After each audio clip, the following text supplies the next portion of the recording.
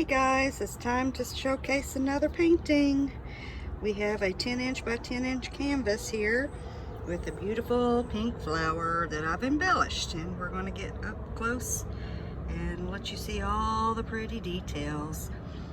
It's been sealed with many coats of gloss varnish that dries hard, similar to resin, but not resin.